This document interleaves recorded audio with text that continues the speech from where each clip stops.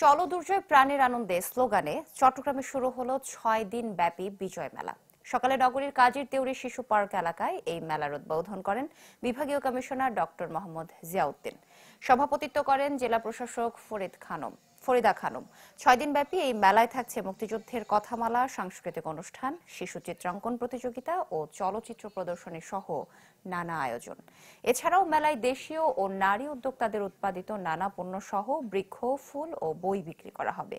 আজ থেকে শুরু হয়ে ১৬ ডিসেম্বর রাত ১০টা পর্যন্ত চলবে বিজয় মেলা। আজকে বিজয় দিবস উদযাপন উপলক্ষে মেলার সূচনা লগ্নে আমি কৃতজ্ঞতা এবং ধন্যবাদ জানাচ্ছি এবং আজকে আপনারা উপস্থিত হয়ে এই বিজয় মেলাকে সাফল্যমণ্ডিত করার জন্য যে প্রয়াস নিয়েছেন তাকে সাধুবাদ জানাচ্ছি। একই সঙ্গে জেলা প্রশাসনকেও সাধুবাদ জানাচ্ছি এই আয়োজন হাতে নেওয়ার জন্য। আমরা ঊর্ধ্বতন কর্তৃপক্ষের সঙ্গে আলোচনা সাপেক্ষে যাতে একটা চমৎকার খেলার মাঠ, এবং বই মেলার মাঠ খেলার মাঠও আমাদের একটা টার্গেট আছে এবং একটা সুন্দর একটা সবার সাথে আলোচনা সাপেক্ষে একটা মেলার মাঠ যাতে আমরা করতে পারি, পার্মানেন্ট মেলার মাঠ, সেই প্রচেষ্টা আমাদের অব্যাহত থাকবে।